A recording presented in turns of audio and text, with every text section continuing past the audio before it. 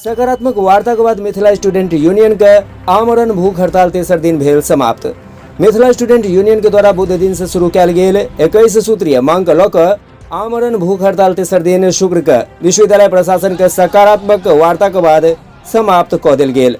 अनशनकारी विश्वविद्यालय अध्यक्ष अनीश चौधरी और महासचिव आदर्श मिश्रा का विश्वविद्यालय के कुल सचिव प्रोफेसर संजय चौधरी, परीक्षा नियंत्रक प्रोफेसर विनोद कुमार के द्वारा अनशन समाप्त कराओल गेल। देखिए, मिथिला स्टूडेंट यूनियन पिछले 9 सालों से मिथिला क्षेत्र और छात्र के विकास के लिए संघर्ष कर रहा है। हम लोग मिथिला विश्वविद्यालय में 2015 से लगातार संघर्ष करने का काम कर रहे हैं। हम लोगों का मेन मोटिव ये है कि मिथिला क्षेत्र के छात्रों को भी गुणवत्तापूर्ण शिक्षा दिया जाए, जैसे अदर यूनिवर्सिटी में दिया जाता है। BHU, DU, AMU तमाम यूनिवर्सिटियों में जहां शिक्षा के बदला शिक्षा दिया जाता है, वहीं हमारा मिथिला विश्वविद्यालय है जहां प्रत्येक साल लाखों की तादाद में बच्चों को डिग्रियां बांटा जा रहा है। हम लोग इसके खिलाफ संघर्ष करने का काम कर रहे हैं। पिछले 3 दिनों से हमारे साथी 2 साथी हमारे विश्वविद्यालय अध्यक्ष अनीश चौधरी जी, हमारे महासचिव आदर्श मिश्रा जी लगातार अन्न जल त्याग कर भूख हड़ताल पर बैठे हुए हैं। हम लोग डिमांड्स ये कर रहे हैं कि कम से कम छात्र संघ का चुनाव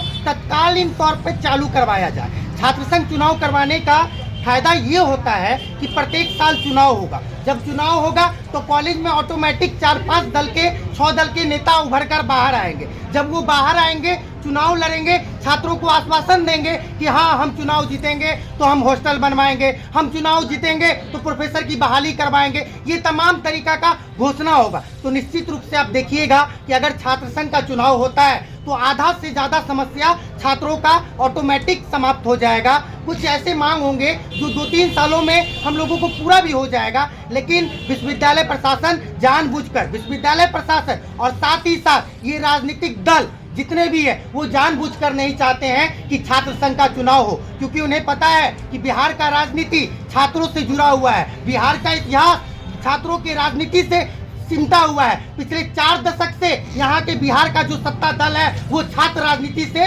निकले हुए नेता लोग हैं। ये तमाम नेता जानबूझकर छात्र संघ का चुनाव बंद करवाए हुए हैं ताकि आने वाले भविष्य में भी हम लोगों को कोई नेता नहीं मिल सके। पिछले 40 सालों से चुनाव बंद था। 2017 में हम लोगों ने JP आंदोलन के बाद बिहार का दूसरा सबसे बड़ा आंदोलन करने का काम किया था, जिसके बाद वर्ष 2018 में, 19 में, 20 में विश्वविद्यालय में चुनाव हुआ। लेकिन एक बार कोविड आया। कोविड के बाद से ये विश्वविद्यालय प्रशासन जानबूझकर चुनाव को बंद किए हुआ है ताकि कॉलेज में प्रिंसिपल प्रथा लागू रहे, विश्वविद्यालय में VC प्रथा लागू रहे। हम स्पष्टता के साथ कह रहे हैं कि हमें छात्र संघ का चुनाव इस सत्र में चाहिए। अगर नहीं होगा तो ये सांकेतिक रूप से आंदोलन कर रहे हैं और आने वाला समय में हम लोग गांव-गांव जाएंगे, कॉलेज जाएंगे, युवाओं को जगाएंगे, छात्रों को जगाएंगे और यूनिवर्सिटी में, विश्वविद्यालय यहाँ के VC को स्पष्ट चेतावनी देंगे, या तो चुनाव होगा या फिर यहाँ पर आप रहने का काम करेंगे। एक चीज बताइए, आप विश्वविद्यालय तो अंधा कानून की तरह चल रही है। आपसे पहले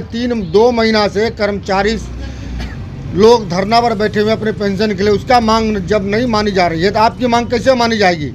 देखिए, निश्चित रूप से लोकतांत्रिक व्यवस्था में संघर्ष को समय लगता है। जब आज़ादी की भी लड़ाई हुई थी तो हमें लगता है कि 1857 में कहने के लिए शुरू हुआ था, लेकिन जब आज़ादी की देखेंगे तो उससे 200-300 साल पहले शुरुआत हो चुकी थी। तो हम कह रहे हैं बदलाव के लिए थोड़ा समय लगता है। कर्मचारी सब भी बैठे हुए हैं, हम भी उनके आंदोलन में उनका समर्थन कर रहे हैं। हम कह रहे हैं विश्वविद्यालय में छात्र परेशान है, कर्मचारी परेशान है, मौज मस्ती में है, तो सिर्फ यहाँ के पदाधिकारी जो AC चैम्बर में बैठकर, जो महाराजा की बिल्डिंग में बैठकर अपने आप को महाराजा समझ लिए। हम कह देना चाहते हैं, मिथिला स्टूडेंट यूनियन अपने संघर्ष के लिए जाना जाता है। अगर 21 सूत्रीय मांग है, इसमें अगर हमारा मांग पूरा नहीं होता है, ये आंदोलन चलेगा और भविष्य में हम बड़े आंदोलन का संकेत देने का काम करेंगे। कौन कौन सा मांग आपका है? हम लोगों का मांग है कि छात्र संघ का चुनाव किया जाए, ग्रेजुएशन और PG का सत्र नियमित किया जाए, एकेडमिक कैलेंडर का पालन किया जाए, तमाम कॉलेजों में हॉस्टल की सुविधा दिया जाए, गर्ल्स हॉस्टल बने, बॉयज हॉस्टल का निर्माण हो। इसी तरीका से